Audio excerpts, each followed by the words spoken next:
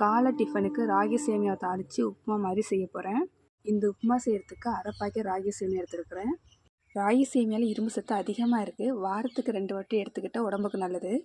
First ragi சேமியாவை தண்ணியில் போட்டு கழுவி எடுத்துக்கிறேன். ஒரு பாத்திரத்தை தேவையான அளவு உப்பு சேர்த்துக்கிறேன். லைட்டாக கொதிக்கிற தண்ணி ஊற்றிக்கிறேன். இப்போ இதில் ராகியை சேர்த்து 3 நிமிஷம் ஊற வைக்கிறேன். ராகி சேமியா ஊறியதும் தண்ணி இல்லாமல் வடித்து எடுத்துக்கிறேன்.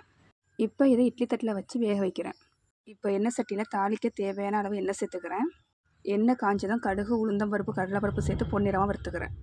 கருவேப்பிலை, கீரி வச்சுருக்க பச்சை மிளகாய், பொடியாக நறுக்கிய வெங்காயம் சேர்த்துக்கிறேன். வெங்காயம் வதங்கிறதுக்கு கொஞ்சம் சால்ட்டும் சேர்த்துக்கிறேன். வெங்காயம் வதங்கிய பிறகு பொடியாக நறுக்கிய தக்காளியும் சேர்த்துக்கிறேன். இது எல்லாத்தையும் வதக்கிக்கிறேன். இப்போ இதில் வேக வச்சுக்க ராகி சேமியாவை சேர்க்குறேன். கட்டி இல்லாமல் கிளறி விடுறேன். ஏற்கனவே ராகி சேமியாவில் உப்பு சேர்த்து வச்சுருக்குறோம். இப்போ தேவை இருந்தால் மட்டும் கொஞ்சம் உப்பு சேர்த்துக்கிடுங்க. அரை மூடி எலுமிச்சை சாறு ஊற்றி நல்லா கிளறி விடுங்க.